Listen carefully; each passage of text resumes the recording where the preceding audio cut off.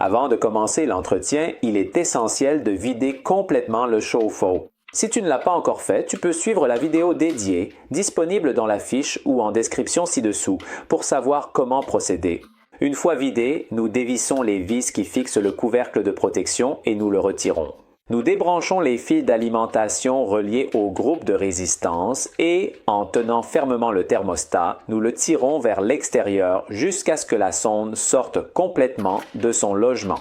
À présent, nous dévissons l'écrou qui fixe la barre de traction et de serrage du groupe de résistance, puis nous desserrons légèrement le groupe pour permettre l'écoulement de l'eau résiduelle restée au fond du réservoir.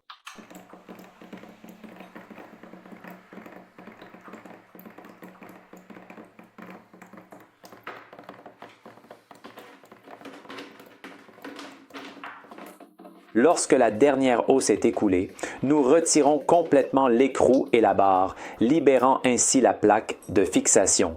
À ce stade, nous poussons délicatement la résistance à l'intérieur du réservoir et, en nous aidant d'une main, nous la faisons pivoter pour orienter la serpentine vers le bas. Ensuite, avec un mouvement incliné, nous extrayons d'abord la serpentine puis la base du groupe. Nous observons immédiatement l'état du composant. La serpentine est recouverte de calcaire et de résidus solides, signe de l'accumulation survenue au fil du temps. Nous nous déplaçons donc vers l'évier pour le nettoyage. En insérant la résistance dans un sac, nous retirons les dépôts les plus importants à l'aide de la pointe d'un tournevis ou d'une brosse en plastique. Après ce premier nettoyage mécanique, nous pouvons rincer la résistance sous l'eau tiède courante ou en utilisant une solution de vinaigre blanc et d'eau chaude, utile pour dissoudre davantage les incrustations. Il est important à cette étape d'éviter des outils métalliques trop agressifs, comme une brosse en acier qui pourrait endommager le revêtement de la serpentine.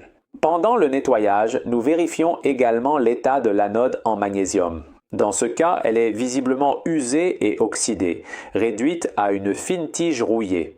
Rappelons que l'anode en magnésium est un élément qui protège le réservoir contre la corrosion, en attirant à elle les particules qui attaqueraient autrement l'acier.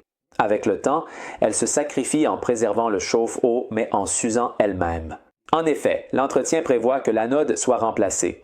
C'est ce que nous faisons avec une neuve. Nous faisons cependant attention aux pas de filetage de l'anode. Il en existe avec des pas de 5, 6, 8 et d'autres encore. Dans ce cas, nous n'avons pas trouvé le même pas de 5 et nous avons dû utiliser un pas de 6 en utilisant un réducteur de filetage de 6 à 5 et 2. Mais on peut aussi en trouver un hexagonal de jonction, puis nous vissons fermement le nouvel élément sur la plaque du groupe de résistance.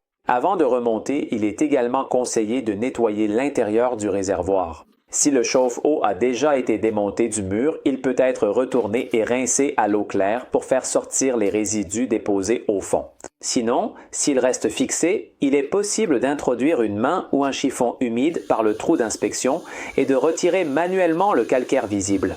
Une fois le nettoyage terminé, nous remontons le groupe de résistance en le réinsérant dans l'orifice et en faisant attention à l'orientation de la résistance. Nous remettons en place la barre de traction en vissant l'écrou et nous serrons de manière uniforme jusqu'à garantir une fermeture hermétique. Enfin, nous rebranchons les câbles du bornier et nous remplissons à nouveau le chauffe-eau pour vérifier qu'il n'y a pas de fuite.